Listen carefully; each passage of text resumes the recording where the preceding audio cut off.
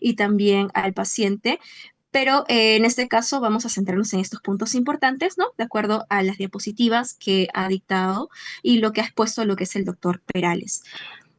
Para ello es muy importante y relevante entrar con lo que es la parte de lo que son los aspectos conceptuales. Para ello tenemos lo que viene a ser el primer concepto, que es lo que es la persona. En sí es muy importante a lo largo de los diversos artículos y también cuando han visto exponer al doctor Perales, tiene lo que es lo que busca es siempre poner de énfasis, de poner de relevancia que el ser humano no simplemente es un ser biológico, sino que es un ser que tiene diversas dimensiones y aspectos.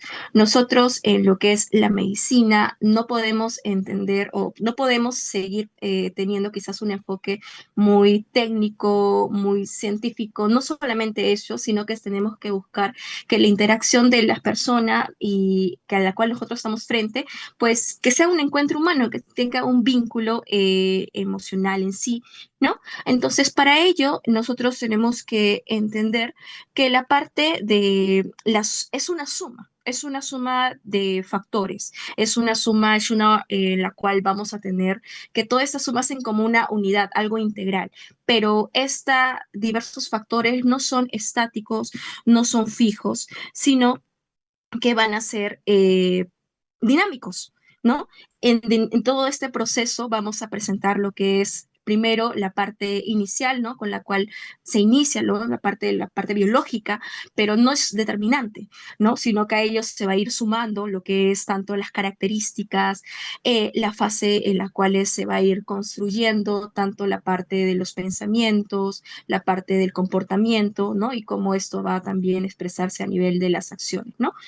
Eh, la importancia de tener la parte también ética, ¿no? Y la parte de la conciencia, ¿no? Que es representada.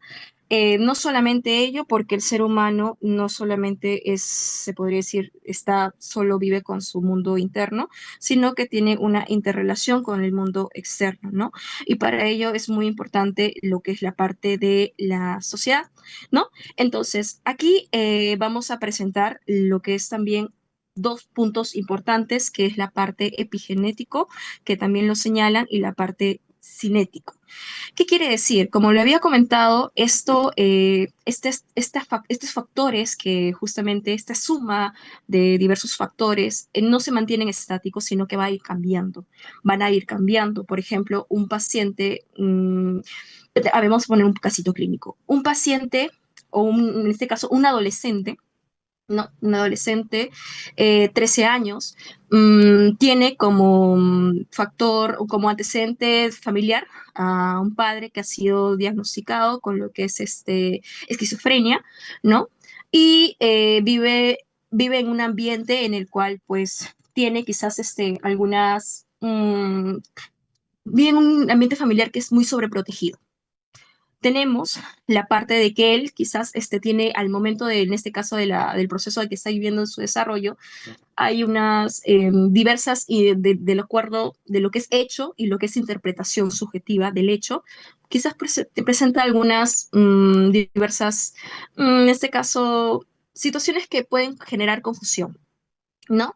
Y también vive en un ambiente educativo en el cual quizás hay una situación de bullying, ¿no? Entonces, toda esta serie de factores que he ido enumerando, que he ido describiendo y que justamente son los pacientes que van a venir y que vamos no solamente a ver quizás en este caso, por ejemplo, cuando nosotros vemos lo que son las historias clínicas, en lo que es semiología, medicina interna, a comparación de lo que es una historia clínica psiquiátrica. La historia clínica psiquiátrica es muy detallada que no solamente vemos quizás el relato de la enfermedad actual, sino que esta enfermedad actual tiene como importancia, es importante conocer la parte de la historia previa, ¿no? Sus vivencias, por ejemplo, el embarazo, cómo ha sido, en el caso, por ejemplo, de este adolescente, cómo ha sido su embarazo de su mamita, si es que ha habido alguna situación. Entonces, todo eso vamos a ir viendo que esta persona es una unidad dinámica de factores importantes. que justamente el doctor Perales cita pues al doctor Pedro Ortiz, que en la cual pues se va a ir aunando, ¿no? Tanto la base biológica, la personalidad, la parte de la conciencia y la parte de lo que implica, lo que es otorga, lo que es la parte de lo que es reflexión y responsabilidad. Teniendo en cuenta este primer punto, vamos a ir con la parte práctica, que es la preguntita. Porque tenemos este concepto y es que van a venir así como unos pequeños casitos clínicos o quizás algunos preguntas teóricas que a ustedes les va a ayudar y son, en este caso, no, si es que tenemos el concepto bien y tenemos algunos quizás puntos importantes, lo vamos a poder ir resolviendo, ¿no?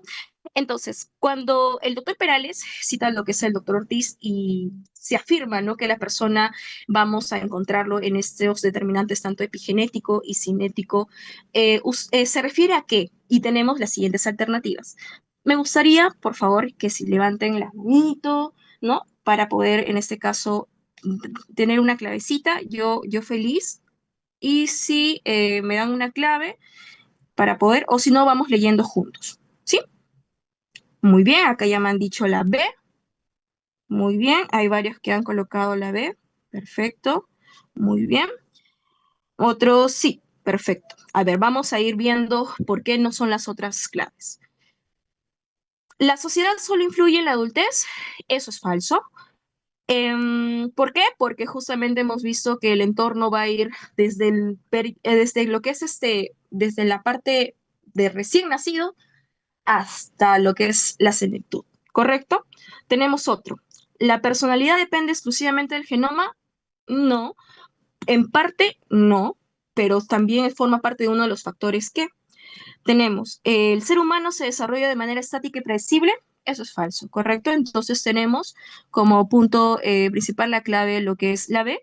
Y muy bien, chicos, entonces el desarrollo humano integra lo que es la parte genética, la parte epigenética y todo este proceso que es dinámico.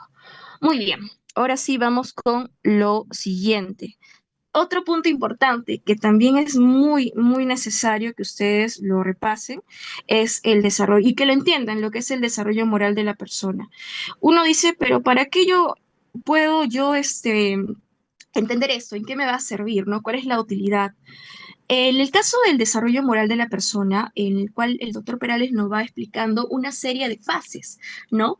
Tenemos las primeras etapas que tienen lo que es la parte de lo que es cigoto, lo que es feto, lo que es recién nacido, y todo ello incluye lo que es la parte de lo que es Homo sapiens o la fase biológica. ¿Por qué es importante hacer todo este recorrido de estas fases, ¿no? Porque a partir de esto, por ejemplo, en nuestro campo, la parte psiquiátrica, justamente en una de estas situaciones puede haber alteraciones, puede haber situaciones que van a afectar este normal proceso en este caso podríamos decir, maduración, ¿no? Y esto es lo que va a generar, pues, esta expresión de diversos trastornos mentales.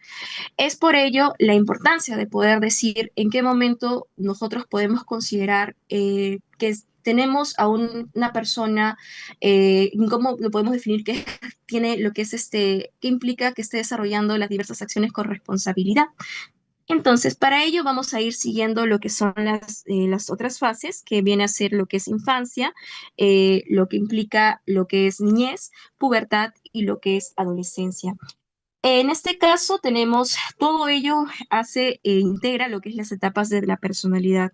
Aquí se va a ir construyendo, se va a ir desarrollando, se va a ir potenciando, promoviendo. Por ejemplo, se va a ir comenzando a tener a mayor acercamiento, mayor quizás poco a poco la conciencia de las emociones que están ahí, las emociones quizás no las llegamos a entender, pero están ahí, ¿no? Pero vamos a ir poco a poco a ir sumergiéndonos en ese proceso. Posteriormente tenemos lo que es la diversa interacción que vamos a tener con nuestro entorno, interacción con los pares, con la parte de las primeras normas, ¿no? Por ejemplo, a nivel del colegio, ¿no?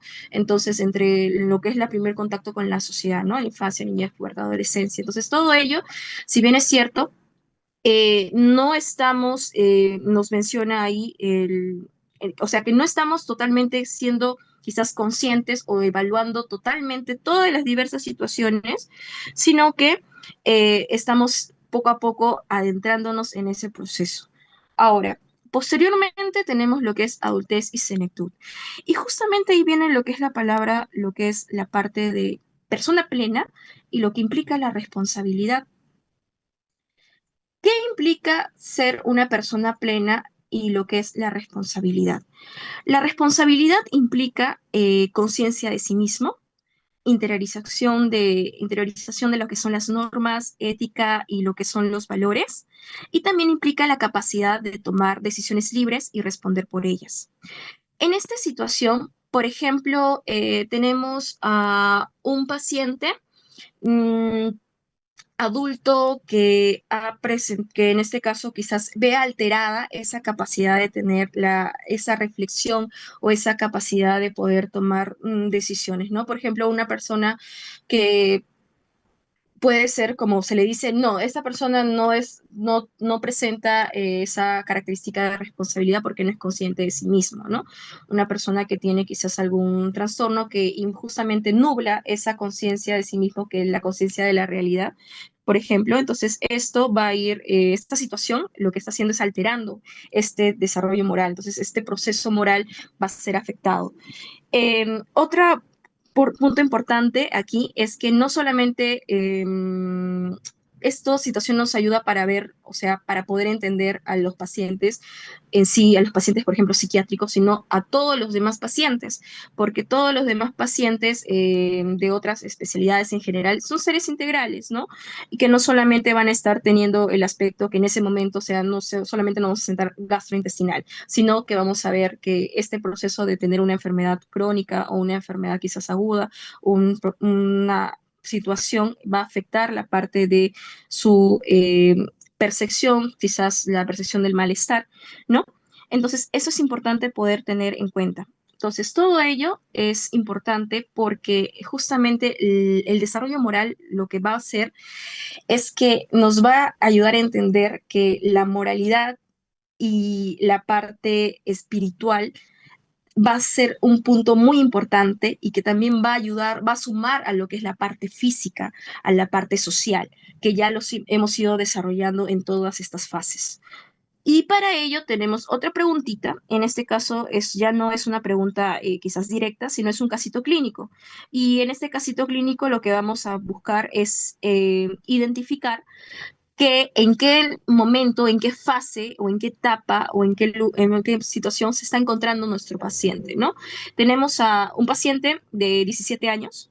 Nuestro paciente de 17 años, lo podemos decir 17 años hasta 19 años, adolescencia, ya. Este consulta lo que es en el servicio de psiquiatría. Tiene conflictos frecuentes con sus padres, está cuestiona las normas familiares y manifiesta sentirse confundido sobre su proyecto de vida. Entonces, según el modelo que hemos ido presentando, ¿en qué etapa se encontraría? Y dentro de esa etapa, ¿cuál es la característica central de esa fase o periodo? Tenemos algunas respuestas, chicos.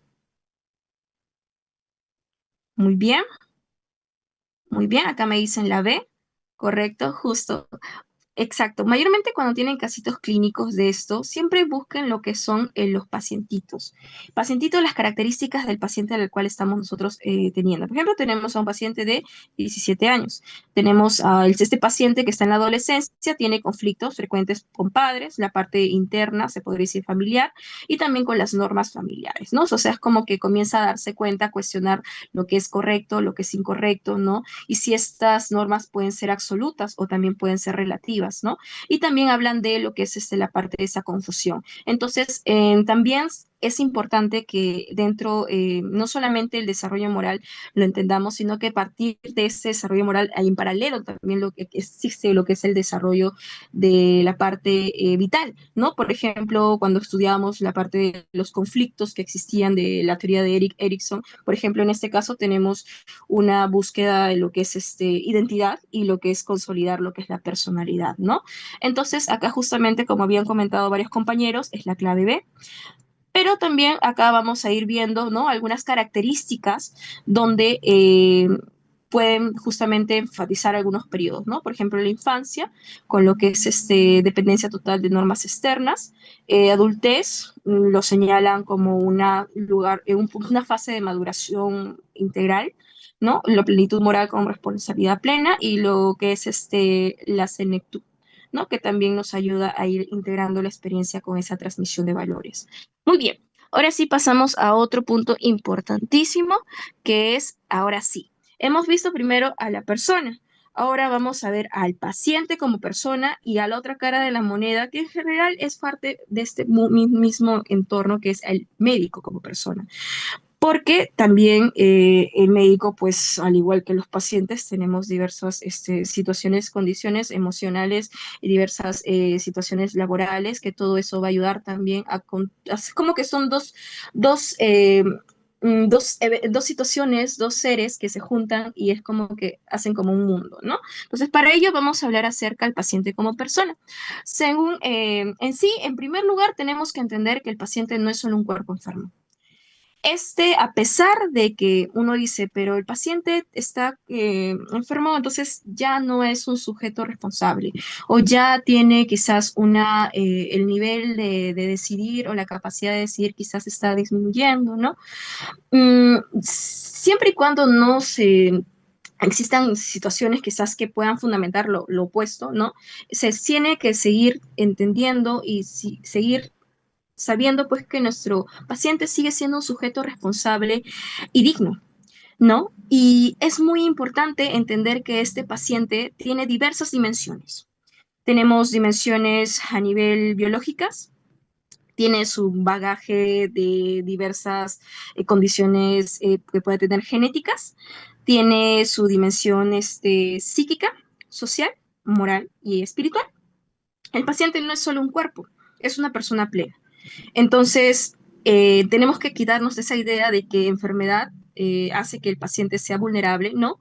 La enfermedad no significa pérdida de dignidad por nada del mundo, ¿no? Entonces hay que tratar al paciente como persona y no como caso clínico. Ahora, dentro de esta característica, el doctor Perales, de critica mucho la parte de esa visión reduccionista, de esa visión, quizás de ese enfoque biomédico, ¿no? En el cual se buscaba, o se incluso hemos visto diversos en ética, muchos dilemas cuando se han realizado esos análisis en los seminarios y en los cásitos, en los cuales justamente se hablaba mucho de que los médicos, pues, se refieren a los pacientes como pacientes con la cama de NM, ¿no? El cama de cirrosis o la cama de pancreatitis, ¿no? Entonces ahí es donde lo que estamos haciendo es viendo a la persona que es la enfermedad, no a la persona que tiene familia, no a la persona que realiza alguna actividad, no a la persona que está teniendo quizás diversos conflictos, dudas, ¿no? Entonces es muy importante identificar que esta persona pues tiene su propia forma de interpretar la percepción del malestar, las vivencias y diversas dimensiones tanto a nivel psicosocial y espiritual. Ahora vamos a hablar acerca de el médico también, pero antes vamos a responder esta preguntita directa. Mire, otro casito clínico. Durante la rotación en medicina interna, un estudiante escucha a su tutor, a su médico, al coordinador, decir que no tratamos un hígado cirrótico, tratamos a una persona que padece cirrosis hepática con su biología, su mundo emocional, su familia y sus valores. Este enfoque correspondería a qué tipo de concepción o a qué enfoque. ¿Alguna clavecita, chicos?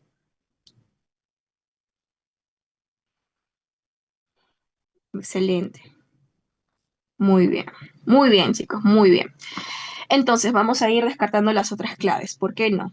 El enfoque exclusivo en la fisiopatología de la enfermedad, ello no, porque estamos viendo que el tutor no solamente está teniendo en cuenta lo que es el paciente, o sea, su diagnóstico, sino que este paciente pues tiene todo un mundo detrás, un ser integral. Tenemos lo que es justamente lo que critica el doctor Perales, la visión reduccionista, eso no va. Y no, Eso sí, ¿no? La concepción del paciente no lo podemos ver únicamente como caso clínico, ¿no? Sino como un ser integral. Y esto, José, la clavecita sería la C. Importante la concepción del paciente como persona. Y esta persona dijimos que era una unidad dinámica, que tenía una serie de factores, ¿correcto? Y esto justamente integraban en sí las diversas dimensiones. No solamente biológica, psíquica, social, sino también la capacidad de reflexionar, que es moral y espiritual.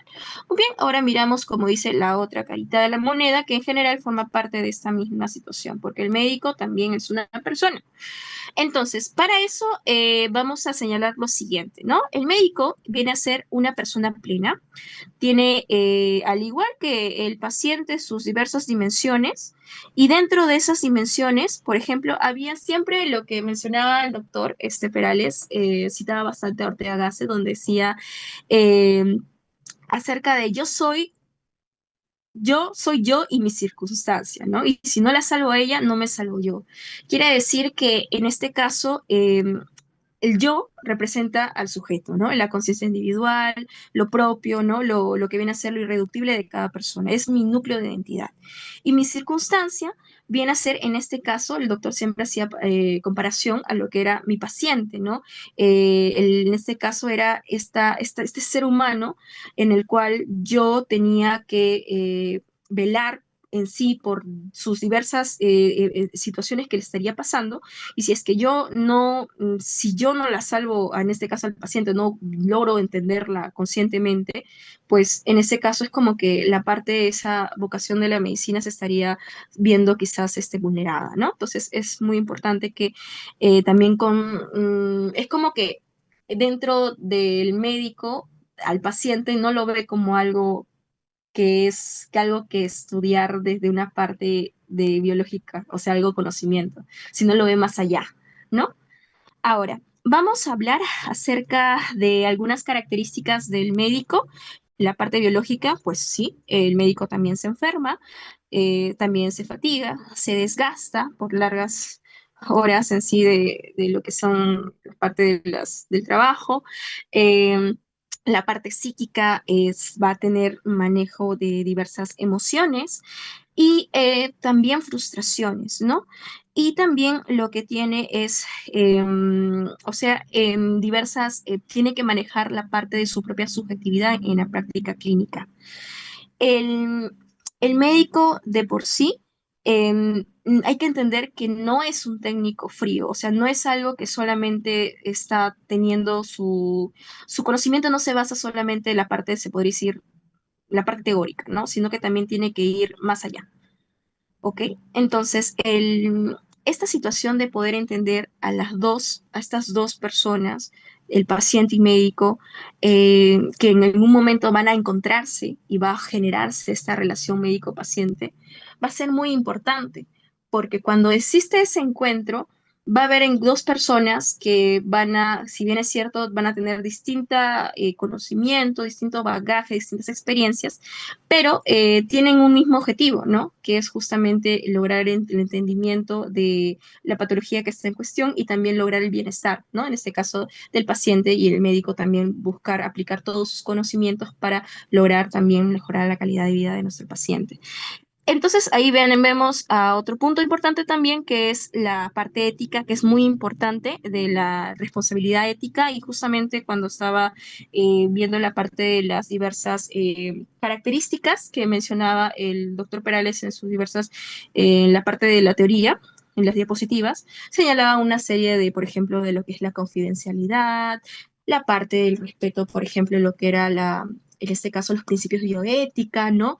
Que existe también, que es muy importante esa relación. Cuando entramos a lo que es relación médico-paciente, también tenemos hay una delgada línea que no tenemos que quizás pasar, ¿no? De ir quizás perder esa parte de profesionalismo, ¿no? Que puede hacer que incluso pues podamos tener quizás o sea, evitar esas situaciones que puedan poner en riesgo como dice, esa delgada línea entre la parte de llegar a nuestro paciente quizás a tratarlo como, o tutearlo, ¿no? En este caso. Ahora, vamos a hacer nuestra preguntita para que pueda quedar bien fijo este concepto, esta parte conceptual. Tenemos a otro casito clínico donde dice un médico residente durante una guardia hospitalaria atiende a un paciente en estado crítico. Reconoce en sí mismo el cansancio físico, la presión del sistema de salud y al mismo tiempo su deber moral de actuar con empatía y responsabilidad. Según el modelo de lo que es el doctor Alberto Perales, este ejemplo, ¿qué reflejaría? Vamos a ir juntos. Por ejemplo, reflejaría, vamos por la última, reflejaría el predominio de lo que es la dimensión biológica sobre la dimensión ética. No, porque el médico está justamente primero está viendo, si bien es cierto, él está cansado, hay unas situaciones que a veces, por ejemplo, el sistema de salud quizás no hay, por ejemplo, no hay camas, eh, pero a pesar de todas estas situaciones, él mantiene en pie la parte de actuar con empatía y responsabilidad, ¿no? Entonces la parte de la dimensión ética está primando acá sobre la dimensión biológica. Ahora menciona acá, la neutralidad absoluta del médico frente al sufrimiento humano se mantiene neutral o él desea justamente ayudar, ¿no? Y tenemos, entonces acá no hay neutralidad, y en neutralidad acá lo toman como indiferencia, ¿no? O en este caso. Y la clave A menciona, por ejemplo, la visión del médico únicamente como técnico especializado, no, porque él está reconociendo una situación, está reconociendo, se podría decir, en términos su humanidad para poder ayudar a otro ser humano, ¿no? Y teniendo en cuenta que ese ser humano, al igual que él, también siente y merece ser tratado con el mismo respeto y empatía. Entonces, ante esta situación, el reconocimiento del médico como persona y está reconociendo también las diversas dimensiones, ¿no? Entonces, en esta clave sería, en esta preguntita sería la clave B. Chicos, hasta ahora, ¿tienen alguna pregunta, alguna duda, alguna situación que les gustaría quizás, no sé, algo que les confunde? ¿Me dicen, por favor? Si está todo claro, genial, me lo escriben, me dice todo clarito. Y seguimos. Perfecto. Muy bien, gracias chicos. Perfecto. Muy bien, ahora sí pasamos a otro punto importantísimo. A ver, aquí está. Luego de que antes de eso, ajá, ahí está. Luego que hemos pasado al pacientito, hemos ido al médico, ahora viene la situación de cómo esos dos mundos se juntan, que viene a ser la relación médico-paciente. Si ustedes han escuchado atentamente a la clase del doctor Perales, en su primera clase siempre menciona que la relación médico-paciente viene a ser una relación emocional. Es emocional, porque es como son justamente, dos personas que se juntan. Si bien es cierto, cada uno tiene una distinta historia, distintos conocimientos, el médico tiene conocimiento, tiene, como dice, herramientas que le van a ayudar a nuestro paciente, pero en sí, esta relación médico a paciente justamente una interacción donde no solamente el médico va a dar conocimiento, información, sino que también el paciente va a traer a la consulta dudas, va a traer quizás lo que le dijo o lo que escuchó o también lo que investigó, porque actualmente los pacientes tienen a la mano diversos dispositivos donde pueden ir, incluso hay pacientes que tienen familiares también médicos en general. Entonces, esto al momento de ingresar en esta situación, y más aún en lo que es la relación médico-paciente, en lo que es la especialidad de psiquiatría, es una relación emocional, porque ambos van a sentir, ambos piensan, ambos hacen y ambos reciben el uno del otro, ¿no? En esta situación, el acto médico que se va a desarrollar en este choque de dos personas tiene que ser ético. Para que sea médico debe ser ético. Y también es interesante, ¿por qué decía que la relación emocional? Porque el paciente, cuanto más confíe en el médico y en lo que el médico le está diciendo, mayor adherencia al tratamiento va a tener. Porque si el paciente ve que el médico quizás al momento de ingresar a la consulta no lo mira a los ojos, está ahí directamente quizás ocupado o en ese momento no le da quizás un gesto de acercamiento o de un gesto de que le está escuchando y que verdaderamente se está preocupando por las necesidades, por distintas molestias que en ese momento tiene, el paciente no va a regresar, el paciente no va a hacer caso a lo que el médico menciona. ¿Y eso qué va a pasar? Va a retardar en su diagnóstico. Y el objetivo es no perder al paciente. Por ello, es importante tener esa o enfatizar que la relación médico-paciente, más que una relación quizás en el cual se conectan quizás en la parte de lo que es lo que mencionan, la parte del conocimiento, es más que es un proceso emocional, ¿no? Entonces, y eso le va a ayudar bastante al paciente a poder identificar que está en un espacio seguro, un espacio donde pueda él ejercer sus distintos, donde también el médico puede, ¿no? También promover estos principios bioéticos que viene a ser la autonomía, escucharlo, ¿no? También respetar las diversas creencias que puede tener el paciente. Puede ser que el paciente venga de una zona alejada, donde primero ha ido a los diversos, por ejemplo, a los chamanes, ¿no? A los curanderos, ¿no? Entonces hay que reconocer esa autonomía y también las creencias, buscar en todo momento el bienestar de nuestro paciente y también los diversos como lo no hacer daño, primum non nocere, no maleficencia y la justicia, ¿no? La parte de los recursos. Esta de la parte de la importancia de validar las emociones y el pensamiento del paciente justamente va a ayudar a tener promover este efecto terapéutico en nuestros pacientes. Y también la parte del consentimiento informado, que es muy importante tomarlo en cuenta. Ahora sí, teniendo en cuenta este concepto, ya vamos con nuestro casito clínico. Ahora sí, vamos a leer primero, nos dice, tenemos un médico residente. Este médico residente atiende a una paciente.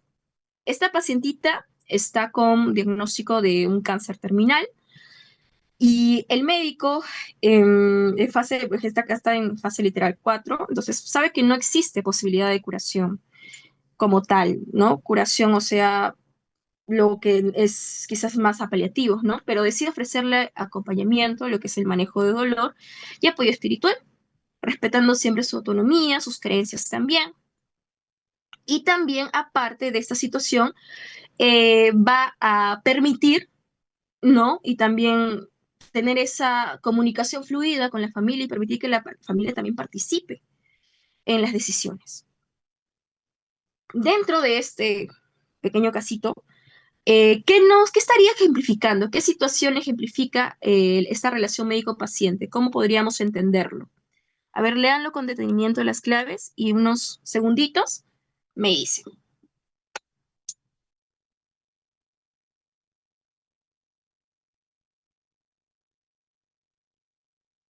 Muy bien. ¿Alguna clavecita, chicos?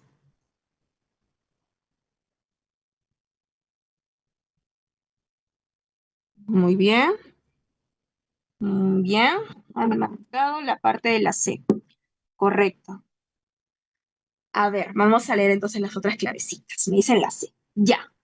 La clave D nos dice una relación contractual limitada al cumplimiento de protocolos clínicos y administrativos. No, no se ha limitado. El médico residente ha ido más allá que los protocolos clínicos. Ha querido conversar más con la familia, conversar con el paciente, acompañarlo. Entonces, ello no. La A nos dice, una relación técnica objetiva. El objetivo es curar la enfermedad, aunque el paciente quede despersonalizado, o sea, llegar hasta incluso al encarnizamiento terapéutico. No, eso no. Nos menciona una relación asimétrica donde el médico ejerce poder absoluto justificando sus decisiones por el bien del paciente. Eso no sería, eso suena un poquito más a un modelo que ya próximamente vamos a ver. Y justamente la clave C, la relación entre dos personas plenas, responsables, dignas, donde el médico pues ejerce su conocimiento, la parte de la ciencia y conciencia y lo que es reconociendo lo que es el paciente en todas sus dimensiones, ¿no? Hasta ahora han visto que los casitos son así, es justamente la idea van a ser preguntas en las cuales le van a poner una serie de situaciones, quizás algunas van a ser más directas, pero la idea es que esta primera clase la tengan bien claro, porque esta primera clase, aunque uno dice son así, son conceptos así que uno puede ya inferirlos o puede decir, esto puede ser así, tal cosita, así. Parece sencillo, pero es la base, es casi como si englobara casi toda la parte de la importancia o como se dice, la base para que se vayan construyendo los diversos conocimientos, ¿no? Muy bien, ahora sí, vamos con lo otro. Y aquí están los modelos. Los modelos de relación médico-paciente, porque hasta ahora hemos estado viendo la parte de relación médico-paciente, pero dentro de esta relación médico-paciente, a lo largo de todo, en este caso, el crecimiento de la medicina, de la ciencia, ha habido diversas expresiones en cómo se han ido desarrollando, ¿no? Y para eso vamos a encontrar, y esto vino, chicos, así de atito, el año pasado vino una pregunta para escribir y me acuerdo clarito que muchos a veces hasta incluso se confundieron y pusieron quizás, porque a veces los doctores son así, que pongas el modelo tal cual es, de lo que está escrito en su diapositiva, no quizás uno que me parece, no, tiene que ser eso porque si no, no lo vale. Y es una preguntita que lo pueden desarrollar y pueden perder un puntito. Entonces ahí tienen que chequearlo. Modelos sí viene, sí viene. Entonces eso creo también lo han hecho en su seminario, ¿correcto? Entonces eso lo tiene que tener bien clarito. Entonces, vamos ahora a ver, iniciamos con el modelo vertical, el modelo en el cual donde se habla del modelo de padre-hijo, donde se hablamos de lo que es el paternalista, ¿no?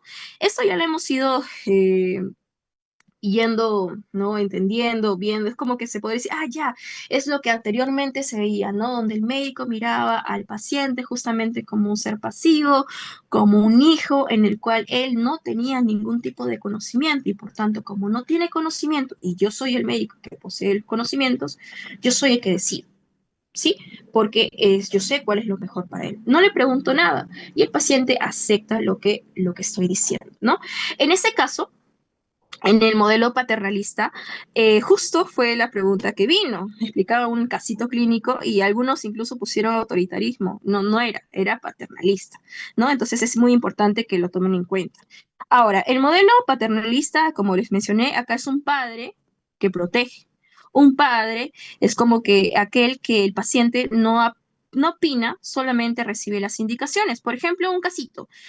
Pero también hay que tener en cuenta, no es que uno dice, pero el modelo paternalista ya no existe, ¿no? O dice, ah, no, ese es antiguo. No, eso puede todavía permanecer en situaciones. Por ejemplo, imagínense que viene un paciente en un estado de shock séptico de emergencias y viene solo, o viene, o quizás el familiar llega, o vienen una serie de personas, lo dejan y ya no se van. Y el paciente está ahí. Y el médico, en este caso, ahí quizás el tiempo, como dice Soro, y el médico no puede ponerse a explicar toda la situación y la idea es actuar rápido.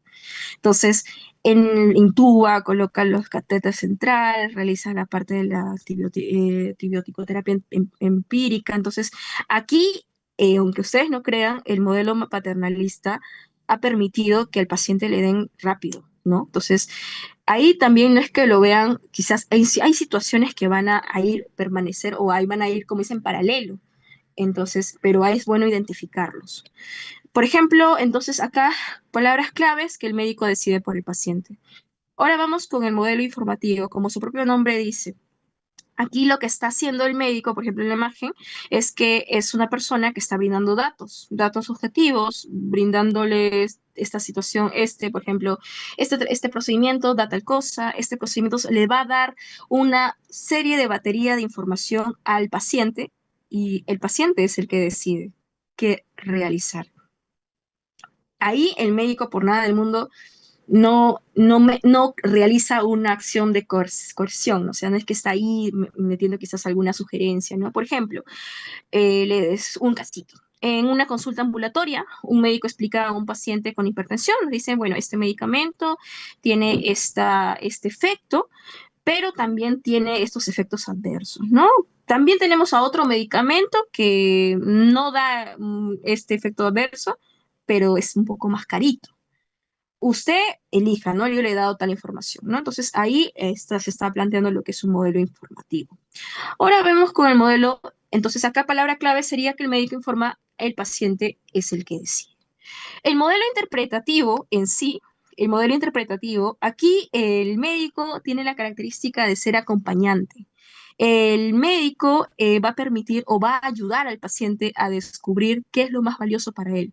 Por ejemplo, un paciente joven que tiene un diagnóstico, una paciente joven que tiene un diagnóstico de neoplasia de mama, no sabe si optar por lo que es quimioterapia agresiva o un tratamiento quizás más conservador, ¿no? Entonces tiene estas dos situaciones, no sabe, no tiene, quizás tiene dudas, entonces ahí es donde el médico no solamente le está brindando tal dato, o sea, la quimioterapia tal cosa consiste, tal cosa, sino que también le está ayudando y diciendo, ah, no, quizás ha habido casos, ¿no? Entonces le plantea diversas situaciones que le ayuda a la paciente a tener mayor información de experiencia del propio médico o experiencia quizás de otras situaciones y le ayuda, ¿no? A poder decidir. Entonces, el médico le ayuda a aclarar lo que para ella le puede resultar ser más relevante o más primordial y para que pueda tomar la mejor decisión, ¿no? Entonces el médico interpreta lo que quiere el paciente y de acuerdo a eso lo va guiando.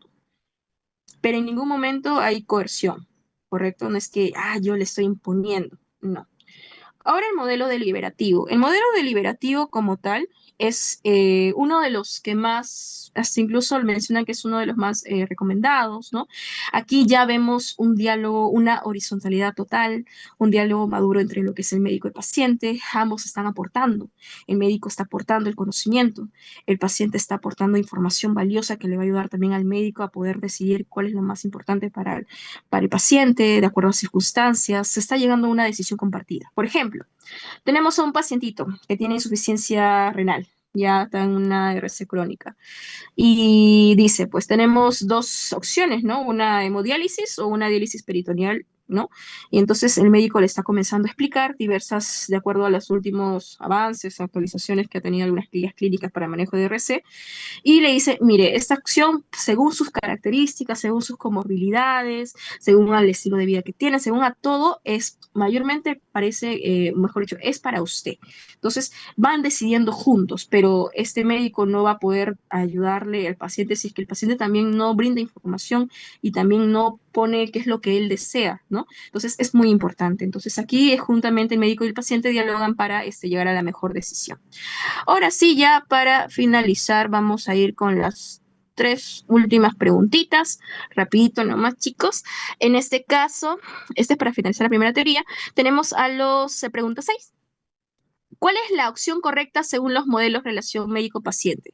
Rapidito, chicos. A ver,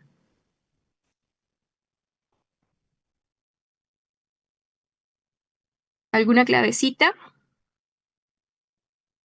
Ujú. A ver, muy bien, me han dicho que es la A, la A. A ver, ya. Dice aquí, vamos con la C, diré la D. El modelo deliberativo está contraindicado para en pacientes crónicos porque genera conflicto en la toma de decisiones. No, ello no es correcto. El modelo interpretativo se basa en que el médico decide unilateralmente. Ah, no, ello no, porque justamente lo que hace es permitir identificar los valores del paciente y de acuerdo a eso lo va a acompañar y también ayudar a lo que él necesita.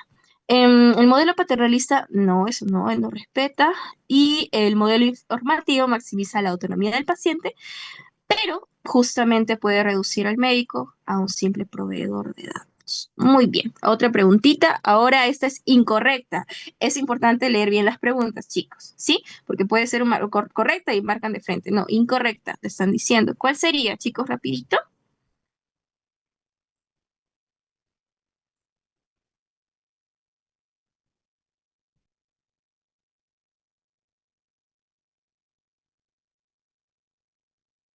A ver, unos segunditos más. ¿Lo hacemos juntos? Si no, ya, vamos a ver.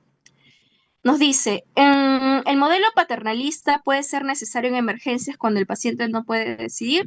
Les comenté el caso, eso es correcto. El modelo informativo privilegia la autonomía del paciente, pero puede reducir la relación a un mero intercambio de datos. El modelo interpretativo ayuda al paciente a clarificar sus propios valores para tomar decisiones coherentes con ellos. El modelo deliberativo implica una decisión compartida donde el médico aporta lo que es. Ujú, muy bien, chicos, muy bien, ya están despiertos ahí. Muy bien, sí, efecto. Esta es la incorrecta porque aquí No, el paciente no obedece, el paciente también tiene su posición. Y la práctica clínica, los modelos pueden combinarse, ¿sí? Según el contexto y la situación del paciente. Y la última preguntita, que es un poquito más extensa, pero estoy segura que lo van a poder desarrollar. A ver un ratito. Ya, ahí está, chicos, rapidito. Tenemos a un paciente adulto mayor, 68 años, es jubilado, tiene un diagnóstico de insuficiencia renal crónica, estadio 5, acude a lo que es consulta externa y menciona que tenemos la posición acá del especialista, le explica las diversas opciones, le dice, mire, iniciar hemodiálisis 3 veces por semana, puede lo que es realizar diálisis peritoneal en casa, o si el paciente no lo desea, optar por el manejo paliativo, entre otros, ¿no? Y le señala, pues el paciente le dice, doctor, de verdad, yo no quiero estar atado a máquinas, prefiero aprovechar el tiempo que me queda con mi familia, me preocupa más mi calidad de vida que vivir unas veces más con diálisis, ¿no? Y el médico lo va a ir escuchando y lo acompaña, ¿no? En su razonamiento y finalmente acuerdan un plan de cuidados paliativos, ¿no? Primero él lo escucha, pero también primero le ha informado de la diversa situación, ¿no? Y posteriormente ya aseguran lo que es un soporte multidisciplinario. A ver, ¿qué clave ustedes? Ajá, me dicen la C. A ver, me dicen modelo interpretativo y deliberativo porque el médico ayuda al paciente a clarificar sus valores y juntos construyen la decisión más coherente con ellos. Excelente, chicos, muy bien. Me alegro bastante que haya podido tener esas preguntitas. ¿Alguna duda, chicos? ¿Tienen alguna dudita? ¿O está claro? Unos minutitos. Un minutito para que me digan, sino para pasar a mi posterior que esté compañera para que pueda realizar la otra exposición.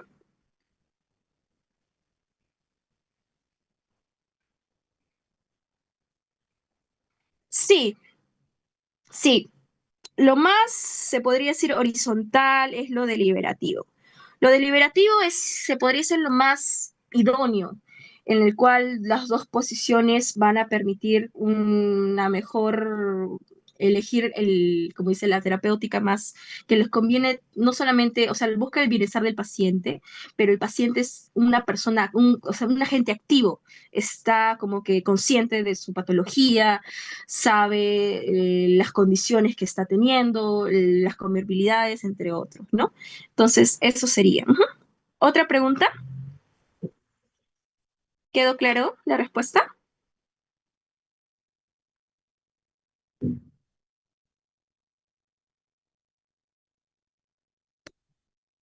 Muy bien, chicos. Parece que no hay otra preguntita. Carlitos, te paso la posta. Gracias, Luana. Muy buena presentación y sobre todo muy completa. Eh, es muy interesante ver cómo se combina la teoría y la aplicación en una pregunta. Felicitaciones, Luana. Muchas gracias por compartirnos también un poco acerca de lo que fue el examen del año pasado. Y ahora voy a continuar con Diego Quispe, va a ser el encargado de la segunda presentación. Diego es estudiante de quinto año de medicina humana, así que le doy el pase a Diego. Gracias por el pase, Carlitos. ¿Qué tal? ¿Cómo están, chicos? Muy buenas noches con todos. Me presento, yo soy Diego Quispe. Feliz de estar aquí, feliz de poder aportar con este repasito. Ahora, conmigo vamos a ver el siguiente tema. Vamos a ver salud, enfermedad y dolencia. Ahora, ojo, chicos, que este repaso va a ser importante. Si a lo largo de esta exposición existe alguna duda, alguna pregunta o alguna consulta, siéntanse en la confianza de poder preguntar. Pueden prender sus audios, pueden levantar su mano. De esa parte yo no me molesto. Vamos a esperar unos segundos, comparta mi pantalla y arrancamos.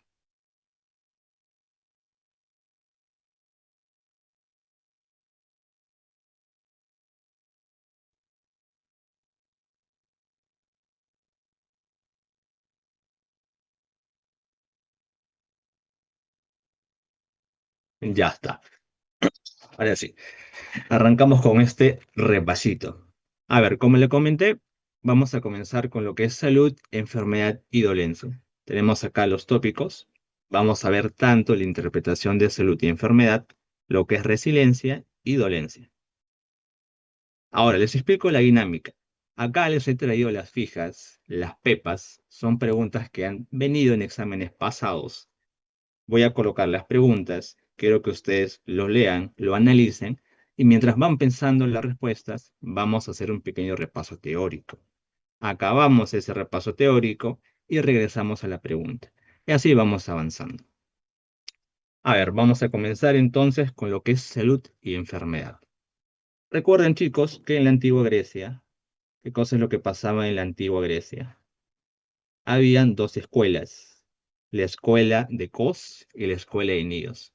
En la escuela de Cos encontrabas a tu amigo Hipócrates, a tu amigo Hipócrates. ¿Y qué cosa te decía Hipócrates? Te decía que su enfoque principal es lo general sobre lo particular. Esto quiere decir que la persona viene a ser un conjunto de esferas, que la persona prima lo general sobre lo particular. Acá lo que es más importante es el paciente. El paciente, o en este caso, el enfermo, la persona que está enferma. Para Hipócrates, recuerdan que la persona que está enferma es un equilibrio tanto del mundo interno como de su mundo externo. Por eso que es mucho más importante conocer al paciente en su totalidad que solamente hablar de signos y síntomas. En cambio, en la escuela de Nidos tenemos como representante a Galeno. Para Galeno era todo lo contrario. Para él es mucho más importante lo particular sobre lo general. Y cuando menciono lo particular, me refiero que para Galeno, por ejemplo, es más importante conocer la causa, el objetivo de la enfermedad, conocer signos y síntomas. Por eso que para él es más importante la enfermedad como tal, la enfermedad, la parte clínica, la parte de signos y síntomas.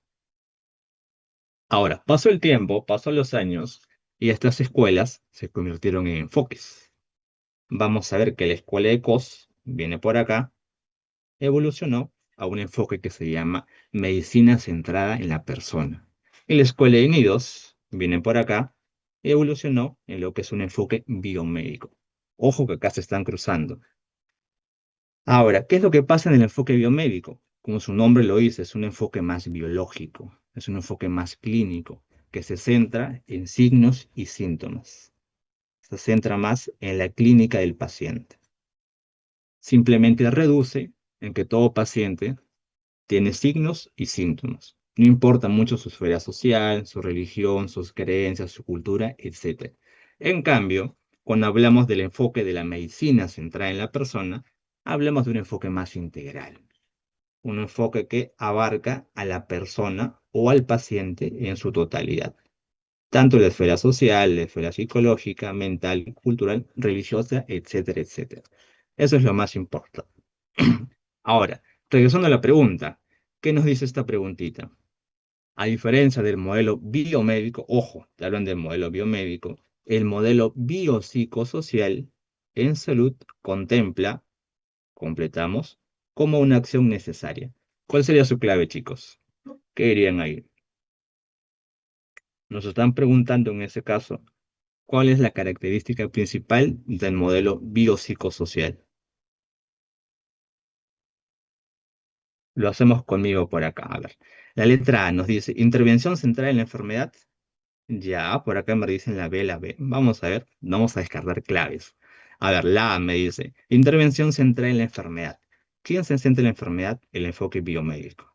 Biomédico, la de acá no es.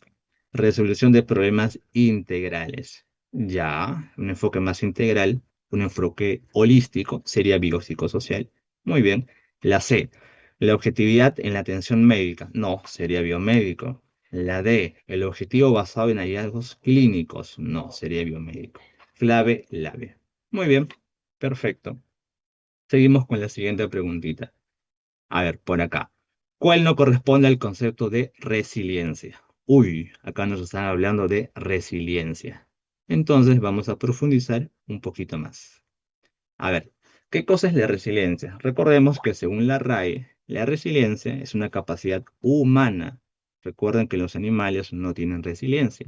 Esta capacidad nos permite asumir con flexibilidad, o sea, adaptarnos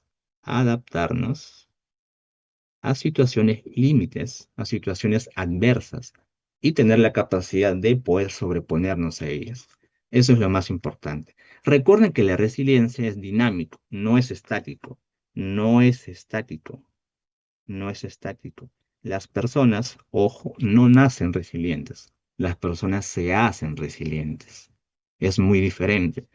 A lo largo de la vida sabemos que siempre van a haber dificultades y el hecho de sobreponer a esas dificultades te hace más resiliente. Por eso que es dinámico y es variable. Ahora, según los niveles, tenemos el autor Van Stendel que nos dice que tenemos dos niveles. Para que se entienda, acá te pongo un ejemplo. Imaginemos que tú estás acá, estás tranquilo en tu casita, feliz, viendo tele, y lamentablemente ocurre de pronto un sismo. Ocurre un evento adverso, un golpe, un sismo. Y en este sismo se van a medir dos niveles de resiliencia. El primero, lo que te mide es la resistencia o la capacidad de permanecer íntegro, tal y como estabas antes del evento adverso. Por ejemplo, en este caso sería cómo queda tu familia y cómo queda tu casa después del sismo. ¿Qué tanto has aguantado? ¿Qué tanto has resistido? Obviamente van a haber daños, pero lo que se mide que es la resistencia.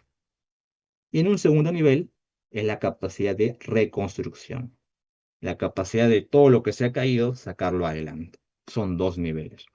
Ahora, importante es que en esta resiliencia vamos a tener factores que van a contribuir al desarrollo de esta resiliencia.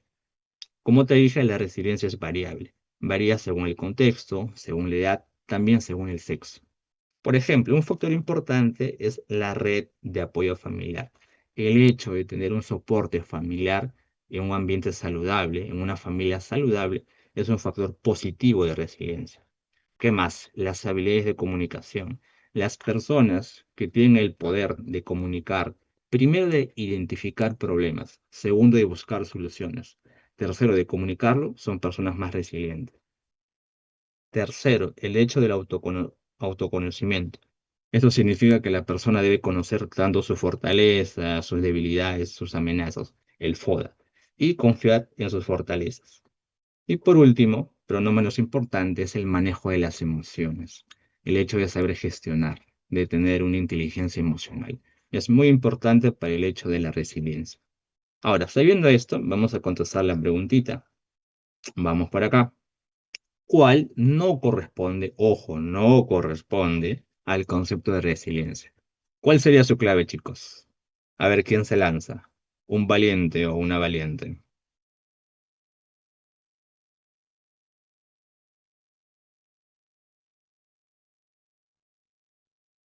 Ya, por acá Lidia nos dice la C, Itamar nos dice la C, Rancés nos dice la C. Ya, muy bien, muy bien, muy bien, chicos. Vamos a leer. La A dice, capacidad humana, sí, correcto, de asumir con flexibilidad situaciones límites. Es resiliencia, sí. La B, proceso de adaptación a las adversidades. También es resiliencia. La D, implica reestructurar nuestros recursos psicológicos en función a nuevas circunstancias. También es resiliencia. La E, las personas resilientes no nacen, se hacen. También es resiliencia. Y la C, ¿por qué no sería la C? Nos dice cualidad estable, ojo, acá está el error, estable, de la persona que facilita la resistencia a la adversidad. Todo lo demás está bien, lo que falla es esta palabra, estable. Recuerda que la resiliencia es dinámico, no es estático, no es estable. Varía de acuerdo a varios factores, como ya lo hemos visto. Por lo tanto, clave la C. Muy bien chicos, están finos. Siguiente, por acá. Siguiente pregunta. Nos dice, dentro de las creencias que condicionan cómo es vivida, ojo, la enfermedad, marque lo falso. Mucho cuidado cuando te dicen falso. Hay preguntas que te dicen marque lo verdadero, otras que te dicen lo falso.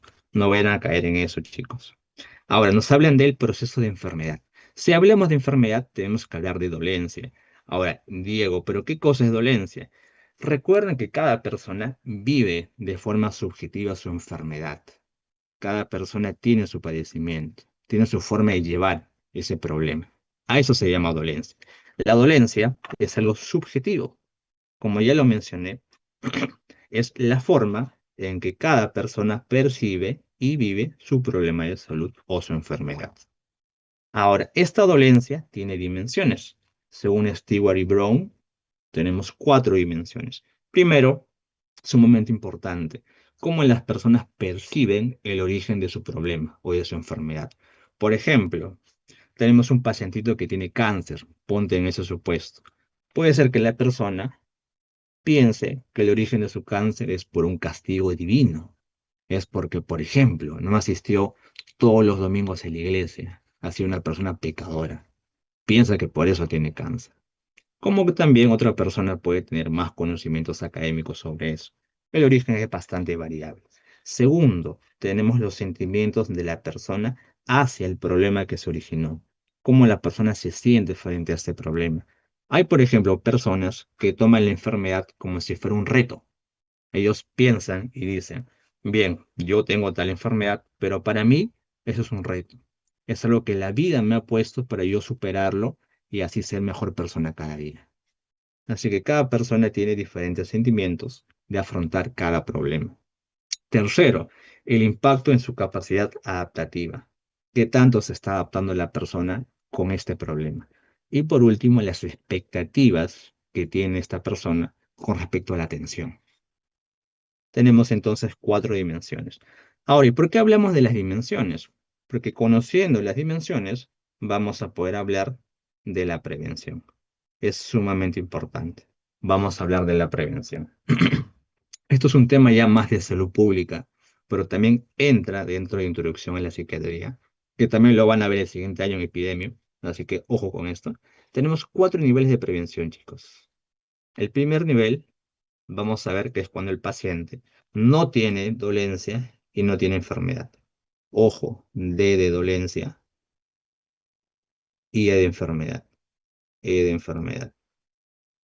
Entonces, ¿en qué se basa la prevención primaria? Cuando tenemos actividades de promoción y prevención de la salud. Ya, ojo, la persona no tiene enfermedad, no está enferma, no tiene un padecimiento, no tiene nada. Sin embargo, va, por ejemplo, a una campaña de salud que han hecho en el parque de su barrio, por ejemplo, o en su poza. Están haciendo una campaña de prevención, no sé, de diabetes, de hipertensión. Ya, eso es prevención primaria.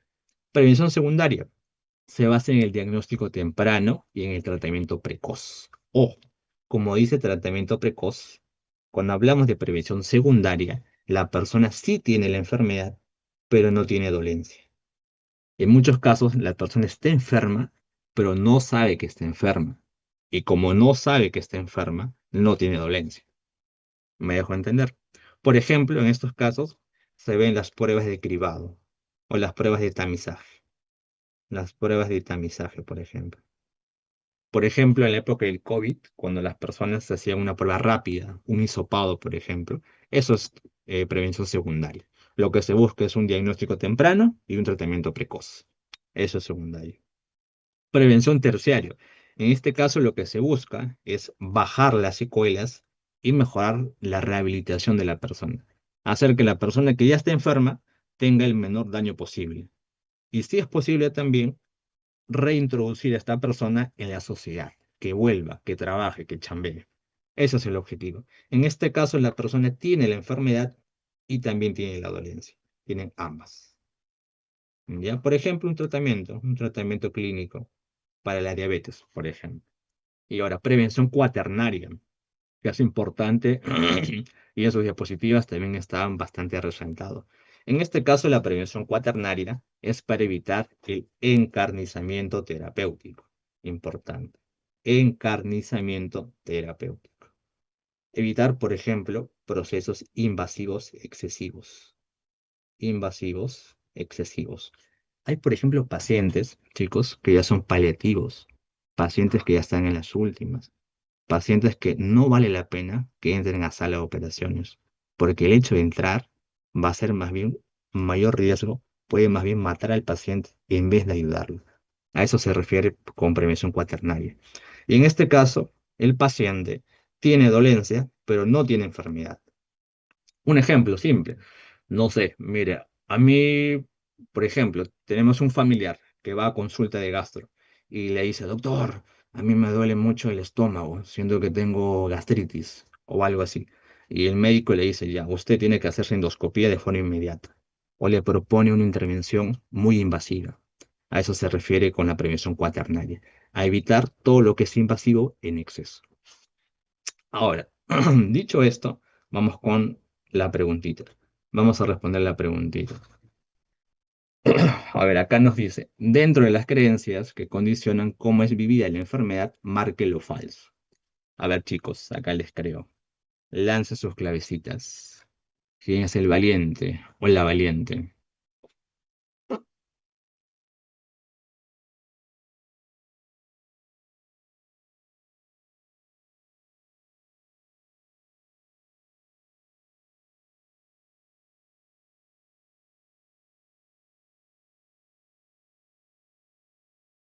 Ya, por acá me dicen la D. La D, ya, muy bien. Vamos a ver acá. Las creencias religiosas pueden influir en la percepción del origen de la enfermedad, sí. Las creencias personales también, las creencias familiares también, y las culturales también, con mucho más razón. ¿Carecen de valor? No, falso. Tienen mucho valor. Recuerden, chicos, el enfoque biopsicosocial o el enfoque centrado en la persona. Siempre todo tipo de creencias, sean religiosas, sean culturales, sean sociales, influyen mucho en la persona y en la adherencia al tratamiento. Es muy importante. Siguiente pregunta, vamos por acá. Nos dice, con respecto a la prevención en salud mental, marque lo verdadero. Uy, acá están. Ya tú sabes esto. Esto es algo conocido por ti. Las prevenciones tanto de la prevención primaria hasta la prevención cuaternaria. A ver, ¿quién se lanza? Un valiente, una valiente. Brandon nos dice la B. Ya. ¿Alguien más, chicos? ¿Confirman o no confirman?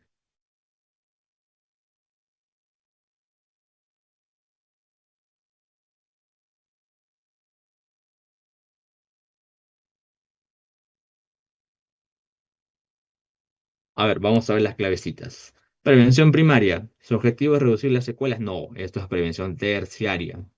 Prevención secundaria. Su objetivo es el diagnóstico y el tratamiento precoz y efectivo. Sí, correcto. La C, prevención terciaria.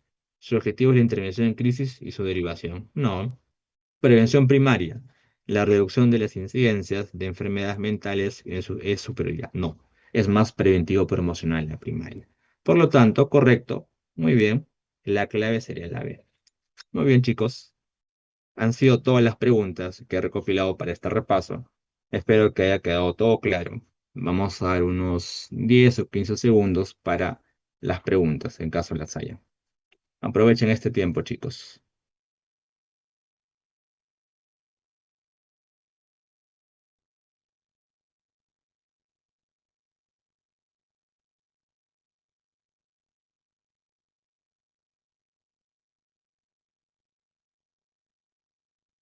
Ya, muy bien. Parece que no hay preguntas. Yo contento, feliz de poder aportar. Recuerden siempre, chicos, esta frase importante que nos dejó Baden Powell. Siempre intenta dejar el mundo mejor de como lo encontraste, hasta donde sea humanamente posible, nada más. Espero que se haya entendido el repaso y muchos éxitos en su examen, chicos. Doy paso al siguiente ponente. Muchas gracias, Diego. A continuación va a continuar Sebastián Hurtado, quien es estudiante de sexto año, ya próximamente interno. Así que le doy el pase a Sebastián y agradecido nuevamente por la presentación de Diego, que de manera breve, concisa y muy didáctica, como ya nos tiene acostumbrados, ha logrado sintetizar muy bien el tema. Así que adelante, Sebastián.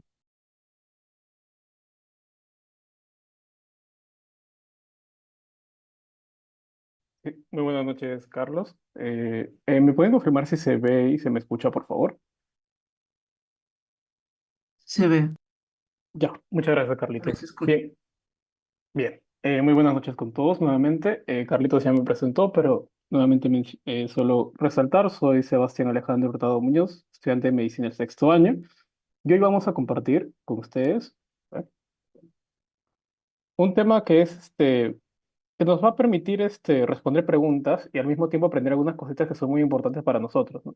Independientemente de la especialidad que podamos elegir, porque cada quien ya seguramente se está perfilando para alguna, ¿no? Ya están ustedes en cuarto año, base 22, entonces lo van a poder ir perfilando. El tema número 4, que básicamente es familia, salud, enfermedad y muerte.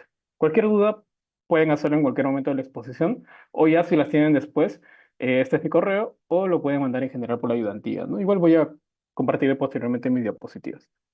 Entonces, algo que quiero mencionarles de este tema es que cuando al final vayamos a ver las preguntas, se van a dar cuenta que algunas de ellas son muy intuitivas, ¿no? Que ustedes lo pueden sacar simplemente, tal vez ni habiendo visto algunas de ellas sin haber visto la teoría, pero también hay algunas que pueden ser un poco contraintuitivas.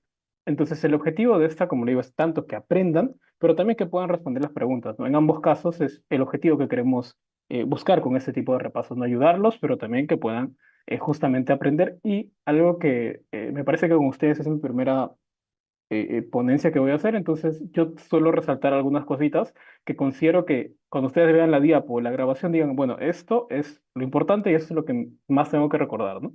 Entonces algo así vamos a ver en el transcurso de mi exposición y voy a tratar, chicos, de todas maneras de ser conciso con lo que vayamos a ver, ¿no? Entonces, en esta primera parte de las teorías, que fueron justamente como ya indicó Carlos al inicio de la presentación de esto, están basadas en sus diapositivas, pero también procuramos complementar un poco, pero idealmente quedándonos ahí, ¿no? Para no extendernos tanto. Entonces, en las primeras diapositivas vamos a ver sentimientos de padres ante la enfermedad. Y acá nos da una lista importante de varios temas, ¿no? Pero yo recuerdo que una de las cosas que hacía énfasis el doctor era en el sentimiento de culpa, ¿no? Porque lo vamos a tener como un eje conductor de muchas de las emociones de los padres, ¿no? Porque lo que ellos van a llegar a sentir cuando el hijo entra en enfermedad, cuando el hijo fallece, es que ellos pudieron haber hecho algo más o en qué fallaron. Entonces, con eso, ¿por qué es importante para nosotros? Porque nos sirve para poder sacar otras emociones, por ejemplo, ¿no? Tiene sentimiento de culpa y esto le va a generar miedo, soledad, negación, rabia, impotencia, tristeza, ¿no? Entonces nos sirve para poder recordar otras, ¿no? Pero en sí son toda una lista de emociones y por eso está con etcétera, ¿no? Pero en general no olviden esto que está subrayado, ¿no? Es importante. Entonces, ¿pero por qué es importante que reconozcamos que el padre tiene emociones cuando estamos en una situación de enfermedad del hijo? Por algo muy importante que nos va a pasar a nosotros, y es que van a proyectar la frustración en nosotros. Y algo que recomendaba justamente en clase, recuerdo, el doctor que dictó esa teoría, era que no lo tomemos como algo personal, sino como parte del curso de las emociones que pueden estar sintiendo los padres, ¿no? Entonces, esto si lo preguntan, acá lo tenemos. Ahora bien, esta misma característica en este momento hace que ellos puedan tener una alta expresión de sus propias emociones, ¿no? Posiblemente el papá es una persona tranquila, no la podemos juzgar por ese contexto en el que lo estamos viendo, pero es una persona tal vez ecuánime, pero en ese momento va a manifestarse sentimientos de sobreprotección, de hostilidad de criticarnos demasiado, en todo caso nosotros, ante esa situación. Pese a que nosotros podamos decir, bueno, yo soy un especialista formado, soy un médico formado, me he esforzado por aprender, pero es que en ese momento hay una alta expresión de estas emociones que justamente hacen que tengan estas actitudes, ¿no? Entonces, es muy importante tenerlo en cuenta. Entonces, esto, como vamos a ver más adelante, está justamente relacionado con la necesidad de corregir lo que en ese momento está sucediendo con su hijo, ¿no? Que vamos a justamente detallar más adelante. Entonces, ¿cuáles son aquellos factores que nosotros tenemos que tener en cuenta que van a condicionar el nivel de estrés del paciente y en general también de la familia, ¿no?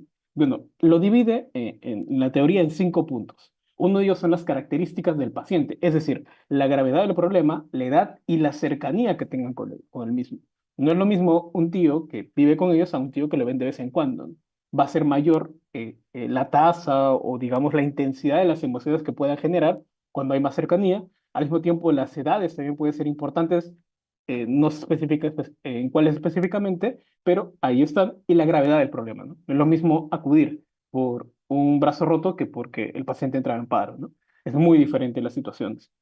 En los recursos de la familia, esto es muy importante tener en cuenta, tanto los económicos como los familiares. Ojo que no se refiere solo a los económicos, ¿no? Ya que si en una pregunta te ponen recursos familiares y no te refieren a la parte económica, no la vayas a descartar porque, ojo, que no refiere solo a los económicos, ¿no? Sino también a aquellos apoyos emocionales, como por ejemplo, que puedan ser primos, abuelos, tíos, etcétera, ¿no? A una persona que vive sola o que solo tiene a su madre, por ejemplo. Entonces, esos son recursos familiares. Y los económicos ya los conocemos muy bien, ¿no? Básicamente, dinero. Pero, perfección familiar del problema, es decir, percepción, perdón, acá lo he escrito mal, es la percepción del familiar ante el problema, es decir, el castigo que ellos puedan sentir ante esta determinada situación, ¿no? Y esto, por ejemplo, que lo puedan interpretar como que es lo peor que pudo haberles pasado, ¿no? Y esto, recuerdo que lo mencionaba el docente como un niño, por ejemplo, que nace con un problema de salud congénito, ¿no? Vamos a llamarle a esto un síndrome de Down, un paladar labio hendido, etcétera, etcétera, que básicamente hace entender, o el padre puede llegar a sentir que eso es lo peor que le puede haber sucedido, tanto a él como al hijo, ¿no? Entonces, es muy importante tener en cuenta la percepción que va a tener el familiar acerca de esto, ¿no? O que lo vea, por ejemplo, muy diferente, que lo vea como parte de la vida o como parte de algo bueno que pudiera estar pasando. Sé que es un poco raro de relacionarlo, pero para hacerlo, para que ustedes puedan entenderlo, hay padres, por ejemplo, que ustedes van a poder ver cuando vayan rotando en diferentes cursos.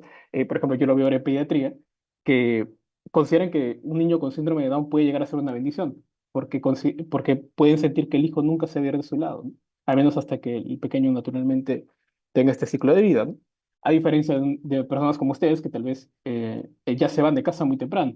Entonces, es una percepción diferente, evidentemente, pero quiero que entiendan que la percepción es importante, que puede ser vista como un castigo o como otra de esta misma, ¿no?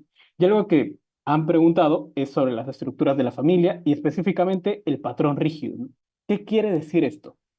Que los familiares al momento de tener un problema ya tengan algo muy establecido en el pensamiento, es decir, ha sucedido este problema, porque anteriormente el padre o la madre hizo esto. Puede ser esto tanto en el ámbito simplemente cultural o también en el ambiente espiritual, en el ámbito religioso, por ejemplo, ¿no? No se han casado, por lo tanto, no tienen la bendición de Dios y el hijo ha nacido mal, por ejemplo, un patrón bastante rígido. O los padres no son jóvenes y por lo tanto necesariamente el hijo va a salir con un problema. No, ¿no? Aumenta la posibilidad, pero no necesariamente. Lo importante es que entender que este pensamiento o este patrón tendría que ser algo más flexible y no simplemente rígido porque empeora totalmente la situación que pueda estar pasando el paciente y puede generar justamente más estrés, ¿no? Y dentro de eso tenemos el aislamiento que puedan tener, las coaliciones o exclusiones emocionales dentro del núcleo familiar, cambio de roles y funciones y cuidado primario familiar, que esto lo voy a andar un poquito ahora porque es muy importante, pero como les dije hace un momento, lo que tengo resaltado para mí es más importante porque o lo han preguntado o es algo que han resaltado en clase, ¿no? Porque les recuerdo que la clase que están llevando ahora, el docente lo viene haciendo los mismos años, ¿no? Entonces no ha cambiado tampoco las diapositivas y está ahí. Bien, finalmente otro factor importante es el ciclo vital de la familia. Entonces, acá, ¿qué es lo que podemos ver? Que, por ejemplo, cuando hay una afección a diferentes núcleos o diferentes integrantes de la familia, esta percepción puede cambiar. Por ejemplo, cuando el hijo es pequeño o estos están todavía dentro del hogar, evidentemente el grado de afección que estos vayan a tener es mucho mayor a hijos que ya son independientes. Los problemas dentro del hogar te afectan más si estás justamente en la misma casa, ¿no? O pérdidas que justamente se van a escapar dentro del ciclo natural, que es teóricamente, como sabemos, los padres o las personas mayores tendrían que irse naturalmente antes que los más jóvenes. Pero ¿qué pasa cuando son abortos provocados, espontáneos, pérdidas infantiles o pérdida de un familiar con anterioridad? Evidentemente esto genera mayor estrés en el paciente, ¿no? Porque va a estar con ese miedo de que vuelva a fallecer un niño, que pueda tener otro aborto, que pueda tener un familiar nuevamente que fallece, ¿no? Un ejemplo rápido es aquel padre que ya perdió uno de sus hijos. Entonces le quedan dos, le queda uno, va a estar con mucho más miedo a perder al de ahora porque tiene esta experiencia anterior, sabe cómo se siente, sabe que es algo que podría pasar. Entonces es muy importante tener en cuenta todos estos factores, ¿no? Como les dije, hay que tener en cuenta aquello que estoy resaltando o que está en negrito. Cuidado primario familiar. Esto me parece muy importante porque además que lo van a ver en otras teorías de cursos que van a llevar posteriormente, también es algo que han preguntado, ¿sí? ¿A quién referimos cuando decimos cuidado primario familiar o cuidador primario familiar? Porque también está así en las diapositivas. Es básicamente aquella persona que se encarga de alguien cuando se enferma. Nada más. Ese es el concepto base que tienen que entender. Entonces, ¿qué ponemos acá? Aquella persona que cuando se enferma un integrante de la familia es el encargado de la salud. Es decir, lo lleva a las citas, le da de comer, le da las medicinas, lo cambia, lo baña, etcétera, etcétera, ¿no? Básicamente es aquella persona que cuida a otra. Ahora, ¿qué pasa con este concepto? Teóricamente no tendría que existir. ¿Por qué? Porque no debería haber una sola persona que se encargue de cuando alguien se enferme. Porque digamos que en una casa que son 5 integrantes, idealmente debería existir algo rotativo. que es decir, entre los otros cuatro integrantes del núcleo familiar deberían de encargarse de esta quinta persona que está enferma, ¿no? Evidentemente esto escapa si son niños o son personas con una discapacidad, ¿no? Evidentemente, pero idealmente esto debería ser rotativo. Y de hecho, ¿qué es lo que nos señala? Que esto se produce cuando hay una falta de negociación por diferentes situaciones, hay una falta de reconocimiento del sacrificio y esfuerzo realizado, y esto cómo podría ser, por ejemplo, ¿no? Que el padre de la casa diga, mira, yo no me voy a yo no me voy a hacer cargo em, de la abuela, ¿no? Que está malita, que ella es mayor, que tiene que ir al hospital, porque yo soy el que trae el dinero a casa. Y traer dinero a casa es más difícil que llevar a sus citas, que darle de comer. Entonces, desde esa perspectiva, la persona, en este caso el padre, siente o considera que no es un trabajo sacrificado, que no requiere tanto esfuerzo a comparación de lo que él hace, ¿no? Y esto podría ser justamente de que no se esté reconociendo y que por lo tanto no esté organizándose a una persona, o bueno, a todo el núcleo que pueda estar rotando este cuidado como tal, ¿no? Y evidentemente también está el agotamiento, que esto es un grave problema, porque como esto lo van incluso a leer en diferentes artículos, que genera mucho agotamiento en el familiar que se encarga de esto, ¿no? El cuidador primario familiar termina muy agotado, no solo físicamente, sino emocionalmente, ¿no? Porque es el que va a tener que recibir las noticias o, en todo caso, todo lo que le diga el médico. Y si nosotros a veces nos confunden algunos términos, imagínate un familiar que no está instruido en medicina, ¿no? Es aprenderse nuevos términos, nuevas palabras, nuevos fármacos que no tienen ni idea de que existen. Entonces, eso genera, se sabe, un estrés tanto físico como emocional. Entonces, ¿cuál es el impacto de la enfermedad en el ciclo evolutivo de la familia? Como hemos visto, el ciclo evolutivo es este, ¿no? Todo acá. Que básicamente la persona constituye la pareja, hay crianza y nacimiento, hijos en edad escolar, adolescencia, parten, forman una pareja en edad madura y llegan a la ancianidad y otra vez continúa este ciclo, ¿no? A ese ciclo nos referimos básicamente acá. Entonces, ¿cuáles son aquellas fuentes de estrés que van a generar en todo caso estos problemas dentro del núcleo familiar? Y esto es muy importante, la separación del hogar y de los padres. Que ojo, no es lo mismo, porque que te digan separación del hogar no es lo mismo que decirte que de los padres, pero podría haber evidentemente implicancias. Lo digo sobre todo por las preguntas que le podrían hacer, que puede ser un poco a veces de trampa, ¿no? Entonces, la separación de los padres es evidentemente de padre y madre, y separación del hogar puede ser, por ejemplo, que un hogar que estaba inicialmente construido. Por ejemplo, padre, madre, hijos, tío, tía, primo, por un problema de salud, terminan yéndose los tíos, termina yéndose el padre, termina yéndose la madre, ¿no? O sobre todo los tíos, porque el padre y la madre serían más una separación de los padres, pero implica a otros miembros también, o incluso el hijo. Por ejemplo, eran cuatro, los dos papás, un hijo mayor y un hijo menor, ¿no? Y el hijo menor tiene un problema de salud, entonces el hijo mayor, por este estrés que le genera, se retira de la casa. Entonces eso, por ejemplo, sería una separación del hogar, no de los padres, ¿no? Importante tenerlo en cuenta de todas maneras, por si lo llegaran a preguntar. Entonces, algo pero muy importante que está en sus diapositivas es la concepción o el concepto de la familia como un tema, como un sistema. ¿Esto qué quiere decir? Que básicamente es una teoría, no es que sea propiamente, sino es una teoría que identifica sistemáticamente a la familia. ¿Por qué? Porque lo considera como un sistema que va a ser capaz o que va a ser receptivo con la concepción de los problemas que tengan en el contexto familiar. ¿Y esto qué quiere decir? ¿O por qué es así? Porque básicamente te indica o te dice que entender que la familia es un sistema nos hace comprender o nos señala, perdón, en todo caso, que cuando surge un problema en un integrante de la familia, este afecta a los demás que funcionan en interacción mutua. O sea, son un grupo de engranajes, no son elementos aislados. Es decir, no son A, B y C, que si quitas B te queda A y C. Lo que son un grupo de engranajes.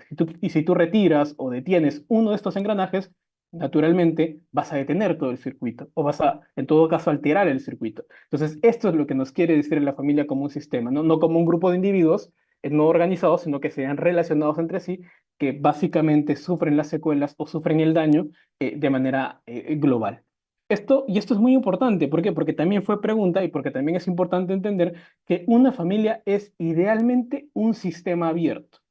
¿Por qué un sistema abierto? ¿O qué significa un sistema abierto? Bueno, que básicamente es aquel sistema que constantemente está relacionándose con el medio o con la comunidad, ¿no? Es decir, una familia no está aislada de una comunidad. Tú perteneces con tu familia a una vecindad o a un grupo de vecinos, a su vez pertenecen a un distrito o a una unidad vecinal y a su vez distrito, subsiguientemente a un departamento, etcétera, etcétera, pero que se suscribe a un grupo contextual de personas, ¿no? Es decir, no es solo tu familia y nada más existe. Perdón, se cambió de diapositiva. Entonces, es un sistema abierto. Pero en todo caso, ¿qué es un sistema cerrado, no? Es aquel que no interactúa con el medio. Pero, ojo, y esto es por concepto, porque si te ponen un ejemplo, ¿no? No, que es una familia no poco disfuncional, es una familia que y te ponen más características, pero mucho texto, igual tienes que tener cuidado, porque lo más probable es que igual la familia, si te preguntan, es un sistema abierto. Pero ya si te ponen características muy específicas, como por ejemplo, ¿no? Que no se relaciona absolutamente con nadie, o cuando te ponen cosas muy absolutas, podría ser un sistema cerrado. Pero por concepto, todo sistema vivo es un sistema abierto. Sí, o sea, si te ponen un texto muy largo y te dan lo clásico, sistema abierto. No, no lo pienses a ojo cerrado y lo marcas. En general lo es, ¿no? Pero si te ponen ya muchos absolutos, ¿no? Por ejemplo, siempre, nunca, absolutamente, entonces en esos casos podría ser un sistema cerrado, pero idealmente, y por concepto, como les dije, sistema abierto. Eso es lo que se tiene que quedar. Entonces, ¿cuáles son aquellos principios básicos que va a extenderse del modelo de la familia como un sistema, ¿no? Básicamente tenemos al patrón circular. ¿Qué quiere decir esto? Que los patrones de la familia que se van a integrar dentro de los mismos son circulares y no lineales, ¿no? Básicamente lo que va a pasar negativa o positivamente a los miembros de la familia va a afectar uno a otro. Es decir, a ver, si tenemos como les dije, ¿no? Básicamente como un engranaje, pero acá lo vamos a hacer con un circulito. Si tenemos, por ejemplo, acá una persona A, esta persona A, si le sucede algo, evidentemente está relacionado, o bueno, una familia, ¿no? Hay una persona C y hay una persona ABC nada más, ¿no? Para que entre acá. Entonces, si tú tienes un problema o que se genera una enfermedad, dolencia, muerte, lo que sea en la persona A, naturalmente la relación que tiene con el B va a fallar. Y como la relación que tiene B con C también está establecida, va a fallar. Y naturalmente A y C ya tenían una relación. Por lo tanto, vemos como un problema puntual a nivel de A va a generar todo el problema a nivel de toda la estructura familiar. Básicamente es eso, solo es importante que lo entiendan, ¿no? Que, bueno, que ya lo saben, pero como repito, es importante igual tenerlo ahí a la mano, ¿no? Para poder, para poder tenerlo en cuenta. Entonces, en cuanto a los subsistemas, básicamente se dividen en dos, jerarquías y límites. ¿Cómo puedo diferenciar uno de cada uno? Las jerarquías básicamente solo delimitan subsistemas que se pueden estar creando. ¿Qué son los subsistemas? Básicamente entiéndelo como niveles, ¿no? Tienes un nivel acá, tienes otro nivel acá, tienes otro nivel acá. ¿Sí? Y básicamente, ¿qué es una jerarquía? Que, por ejemplo, tienes padre y madre en este nivel. Y abajo tienes a los hijos, ¿no? Porque sabemos, evidentemente, que en un curso natural, si bien se tiene que manejar una relación de horizontalidad, la toma de decisiones está orientada tanto al padre como a la madre, ¿no? Entonces, eso es lo que nos dice la jerarquía. Existen jerarquías que van a dividirse, pero ojo, ¿qué pasaría si estos hermanos, por ejemplo, existiese un hermano que tiene, por ejemplo, 21 años o 20 años y otro hermano que tiene 8? Obviamente, bueno, no es lo ideal, ¿no? Pero tiene 28 años, entonces, ¿quién va a estar por encima de quién? Ambos son hermanos. El de 20 va a estar por encima del de 8. Posiblemente le puede enseñar las normas de la casa, le ayude con el colegio, con la comida en casa, etcétera, etcétera. Pero se va a generar también un sistema ahí, o un subsistema, una jerarquía. Entonces, acá se genera otro subsistema, ¿no? Evidentemente. Entonces, tenés un subsistema aquí, otro aquí y otro aquí. Pero entonces, ¿yo cómo puedo determinar que se va a generar un subsistema? Bien, lo puedes hacer o va a ser definido por función, por edad, perdón, por género incluso y también por función. Es decir, si este hermano, por ejemplo, lo agregamos un poquito más, 8, 20 y 25, ¿no? Pero este hermano de 20, pues, no hace nada, ¿no? O bueno, es estudiante, pero este de 25 ya trabaja. Este de 25 ya tiene un trabajo y ya puede ayudar en casa. Entonces, este va a estar por encima de estos dos. ¿Sí? Solo, obviamente esto no establece un tema de, por así decirlo, de quién es más o quién es menos, sino simplemente por el detalle de que puedan existir o no subsistemas que están relacionados justamente, como les digo, hacia la función, hacia el género, hacia la edad. Entonces, simplemente pueden entenderlo de esa manera. Y los límites simplemente marcan la frontera entre lo que puede ser uno y otro. Por ejemplo, si te ponen, ¿no? Te ponen como les digo, el ejemplo de la función que puedan tener. Un hermano que trabaja, otro que no trabaja. ¿Están en el mismo subsistema? No, posiblemente no, porque el que trabaja aporta a la casa, ayuda en la casa. Y el otro hermano, no, por diferentes actividades, ¿no? No te tiene tampoco que decir que sea malo o bueno, simplemente que tienen otro tipo de competencias, otro tipo de desempeño o rol en la familia, otra función, y por lo tanto se va a generar ahí otro subsistema. No necesariamente arriba abajo, pero simplemente otro subsistema, ¿sí? Por edad o por género. La edad, como vimos en los padres e hijos, ¿no? Y eso es importante tener en cuenta porque eso también puede establecer una relación de justamente establecer normas o reglas. Y los límites son básicamente tener en cuenta que estas jerarquías tienen que estar hasta cierto punto bien marcadas. Nada más, jerarquías, los subsistemas que se crean, límites, cómo se diferencian. Simple. Y la homeostasis familiar es un término que conocemos de homeostasis desde la pre, básicamente, que es básicamente el equilibrio, ¿no? Pero en el caso de la familia es la búsqueda del equilibrio. Y eso también puede ser importante, ¿no? Porque una familia puede no estar en equilibrio, como tal vez muchas que existan, pero busca ese equilibrio. Eso es importante. Sí, y me parece, ya, aquí tenemos una diapositiva más, antes de las preguntas, del duelo y la resolución del duelo, ¿no? Tenemos un primer tema que es la parentalización, que no es otra cosa, como es una a padre, si te das cuenta, parentalización, de que un hijo o hija asuma el rol de padre o madre. Por diferentes motivos, ojo, puede ser por un tema económico, puede ser por un tema de fallecimiento o por un tema de responsabilidad, ¿no? Tal vez el papá y la mamá son desinteresados, es el papá alcohólico, es la mamá alcohólica o son ludópatas y no pueden asumir esa responsabilidad en casa. Entonces, ¿a quién le toca eso? Al hijo mayor. El hijo mayor asume eso o no puede ser necesariamente el hijo mayor, ¿no? Puede ser cualquier hijo, pero uno de ellos. Lo importante es que uno de ellos asume ese rol de, por ejemplo, se pone a trabajar y le dice a los otros hermanos, le dicen, no, ustedes comen bien y van a la escuela y yo trabajo. Entonces, ese integrante, ese hermano, está haciendo esta parentalización, se está comportando como un padre. ¿Y qué es lo que nos dice teóricamente? Que si es en un corto tiempo, eh, realmente no tiene mucho problema, pero si esta conducta es sostenida, puede generar diferentes problemas en diferentes ámbitos de desarrollo del hermano, ¿no? En estos casos, de la figura que asuma esta función en todo caso. Entonces, siempre es importante que puedan justamente saber el concepto al menos de esto, ¿no? Y saber que en el corto plazo no hay problema y que en el largo plazo sí, porque eso en general es importante. La resiliencia familiar, como su nombre lo dice, es básicamente saber que cómo se adapta la familia ante diferentes problemas, puede ser de diferente índole, económico, laboral, social, etcétera, etcétera, o pérdidas como el duelo, etcétera, ¿no? Cualquiera de estas. Y básicamente lo podemos resumir, enfrentamiento posterior al fortalecimiento de un problema, ¿no? O sea, para que haya resiliencia tiene que haber habido un problema, ¿no? Porque eso te pueden preguntar también. Si no hay problema, no hay resiliencia. Es una familia que seguramente tiene una buena construcción, un buen cimiento, pero para que hablemos de resiliencia tuvo que haber habido un problema, por ejemplo acá, experiencia de pérdida o enfermedad. A partir de cómo ellos adopten una conducta que pueda ser mejor incluso, que puedan relacionarse más adecuadamente a partir de esto, hablamos de resiliencia, ¿no? Es decir, la recuperación tras un problema. Término que ya conocemos, ¿no? ¿Y cuáles son aquellas claves que justamente nos señalan en la resiliencia familiar? Los sistemas de creencia de la familia, que es lo que les había hablado al inicio, por ejemplo, ¿no? Que yo lo entiendo más sencillamente como la visión que pueda tener la familia. En otras palabras, es dotar de sentido a la adversidad, ¿no? ¿Cuál es la visión que tú tienes acerca de este problema? ¿Qué sentido le da? De que, ay, eso es lo peor que puede haber pasado, realmente lo que sentimos no hay nada peor como nos sentimos ahora, esto es un castigo, etcétera, etcétera, o decir, bueno, afrontamos este problema, de hecho, hasta es un milagro, etcétera, etcétera, ¿no? No digo que sea correcto una sobre otra, pero simplemente son visiones que pueda tener la familia o sistemas de creencia en todo caso a partir de esto, ¿no? Patrones de organización, que por ejemplo tenemos a la flexibilidad y las conexiones, ya habíamos hablado de la flexibilidad, que sería la contraparte de la rigidez, ¿no? Muy importante.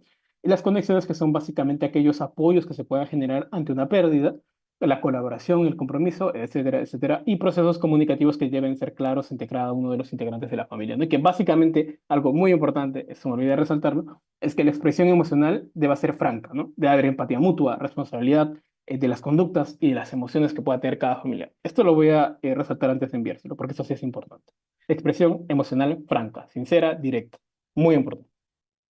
Entonces, con esto quiero que resolvamos la primera pregunta, que es una pregunta de un examen anterior, y que me puedan decir para ustedes cuál es la respuesta de esta pregunta, ¿no? Pregunta número uno, dice, en relación a la familia y la enfermedad, marque lo falso. Ojo, dice lo falso. Lean toda la pregunta porque ahí pueden fallar. Lo falso. ¿Cuál para ustedes sería la clave en esta pregunta?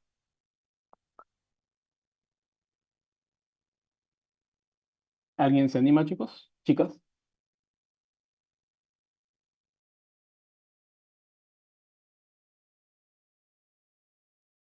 A ver, una persona puso la D. Ok, la D.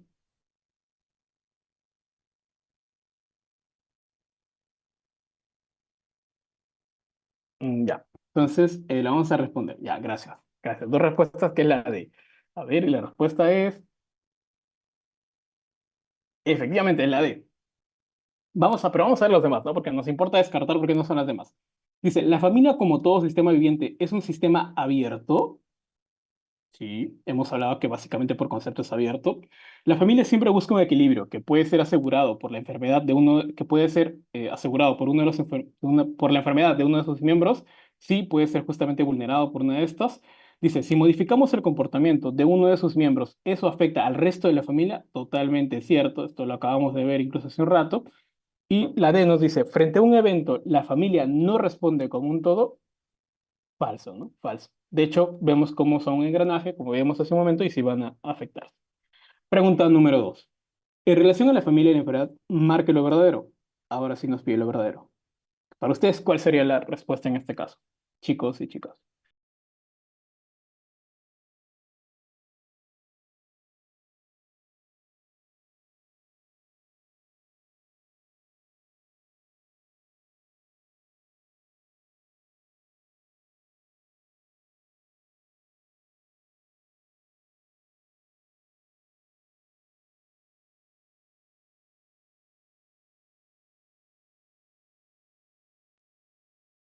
Ya, muy bien. Muchas gracias por responder, chicos. A ver, vamos a ver si tenían razón. Y efectivamente es la A, pero repasemos las demás preguntas porque son falsas. Empecemos de abajo. Una fuente de estrés rara es la separación del hogar. Falso es. De hecho, esto no es raro, es común. Entonces esto es falso, ¿no? Equivocado. La rabia raramente es vivida por los padres. No, de hecho está en las más frecuentes que podemos ver. La soledad raramente, no, no es raro, es frecuente. Es poco frecuente que los padres nieguen la patología de sus hijos. No, de hecho lo hemos visto al inicio, que también es común. ¿Y qué nos dice la clave? ¿Los padres pueden presentar sentimientos de culpa? Sí, totalmente, ¿no? Como les había dicho al inicio, esto es muy importante que lo recuerden, porque pueden incluso a partir de esta inferir, ¿no? Deducir el resto de los sentimientos que puedan tener los papás y que de hecho es común, además de ello, ¿no? Porque les va a pasar que ustedes van a ver en consulta después cuando vean, cuando sigan rotando, ¿no? En el hospital van a ver que muchos padres de hecho sienten eso, ¿no? Y lo van a poder ver seguramente en casos en los que están más relacionados con niños, porque ahora tal vez están viendo más adultos, pero más adelante van a ver más niños y ahí, o ya están viendo tal vez, qué sé yo, y ahí se dan cuenta de eso, ¿no? Que lamentablemente es frecuente. En la pregunta número 3 nos dice, en relación a la resiliencia familiar, marque lo verdadero. Lo verdadero, chicos, chicas, lo verdadero. Ya.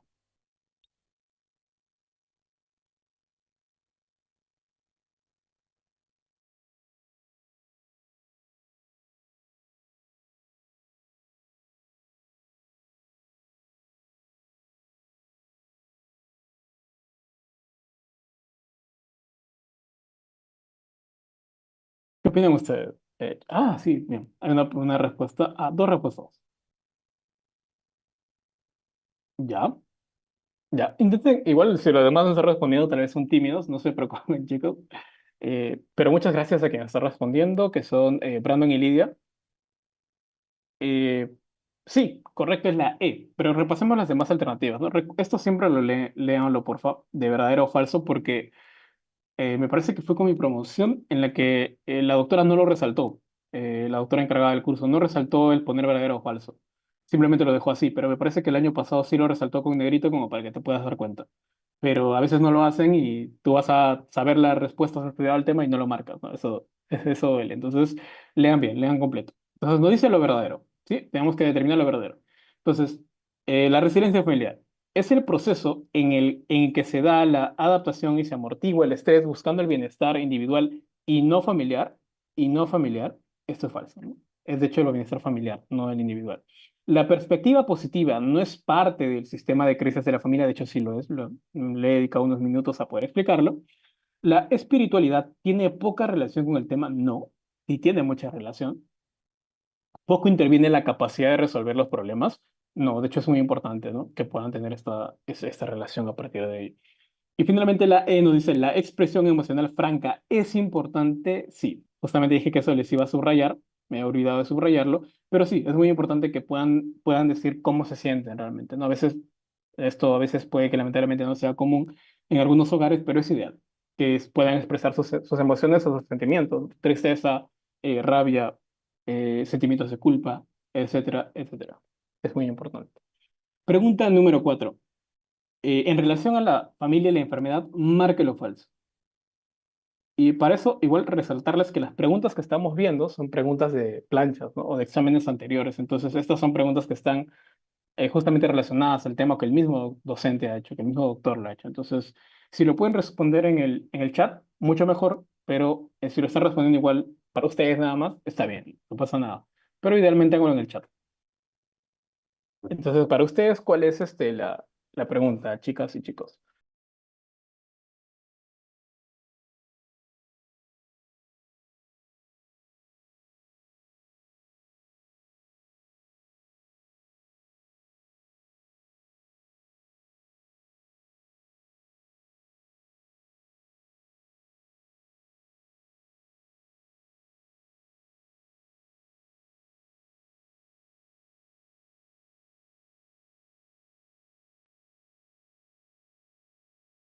Ya, entonces lo vamos a ver, ¿sí? No pasa nada. ¿La sensación de soledad es frecuente en las familias frente a la enfermedad? Sí. La enfermedad en la familia raramente se acompaña de trastornos emocionales. Esto es raro, chicos, que sea raro que se acompañe de trastornos emocionales. ¿Quién sabe, no? Habría que ver después, porque aún hay que revisar todas las claves. La C dice, ¿la relación entre los padres es estable? ¿Hay más recursos para afrontar la enfermedad? O sea, mientras mejor sea la relación que tengan los padres o mientras más recursos tengan, ¿es mejor para ellos afrontarlo? Sí, sí.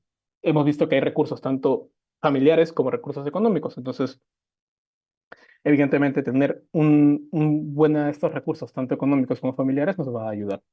Los niños, la alternativa D, perdón, los niños con minusvalía tienen más riesgo de sufrir maltrato. Bueno, eso no lo hemos visto en exposición, ¿no? Así que lo vamos a dejar aquí, así nada más. Pero sabemos que posiblemente sí sea así.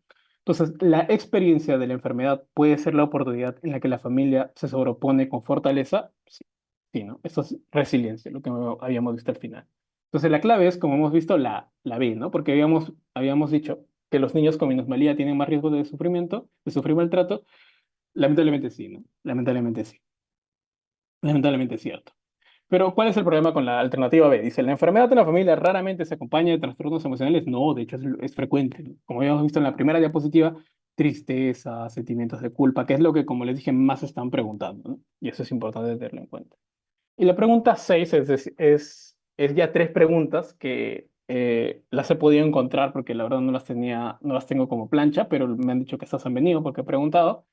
Y que básicamente una pregunta es, en relación al cuidador primario familiar, marque lo falso. Y lo falso era dentro de otras alternativas que no sé cuáles eran, pero la respuesta falsa era frecuentemente se negocia en la familia. Y esto es falso, ¿no? Como lo hemos dicho hace un momento, porque no se negocia. De hecho, el problema es que hay una falta de negociación y por eso una sola persona, un solo integrante se convierte en cuidador primario familiar, cuando no debería de haber. Deberíamos ser todos cuidadores de ese familiar que está mal de salud.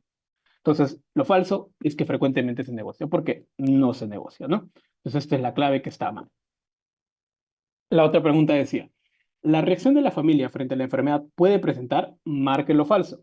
Raramente separación de los padres. ¿Esto es raro? No, porque hay dos tipos de separaciones, como habíamos visto, una separación de los padres y una separación del hogar, ¿no? Como habíamos mencionado, padres, papá y mamá, y del hogar cualquier otro integrante que esté en la familia, ¿no? Básicamente, por resumirlo así a grosso modo.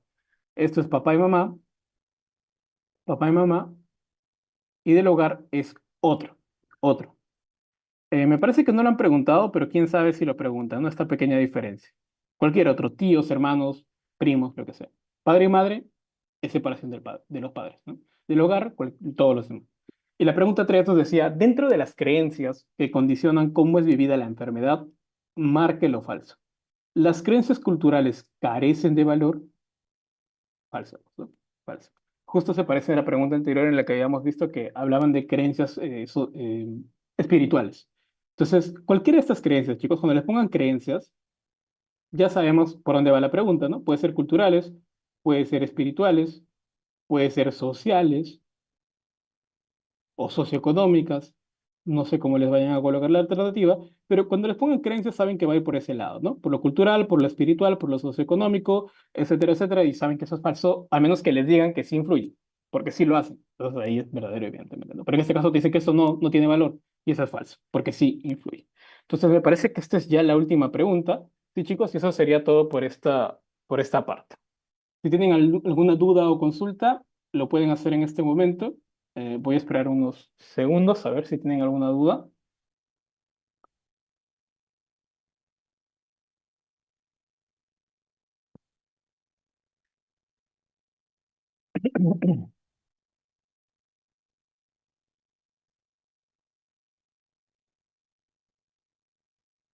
Ya. Gracias, Lidia. Muchas gracias. Bueno, chicos, eso, y chicas, eso es todo por mi exposición. Muchas gracias. Gracias, Sebastián, por la presentación y justamente conectar la teoría con las preguntas. Ahora vamos a continuar con María Fabián Cubas, quien es estudiante de quinto año, próximo año ya de interna. Ella va a estar a cargo del siguiente tema, así que le doy el pase a María para que pueda presentar.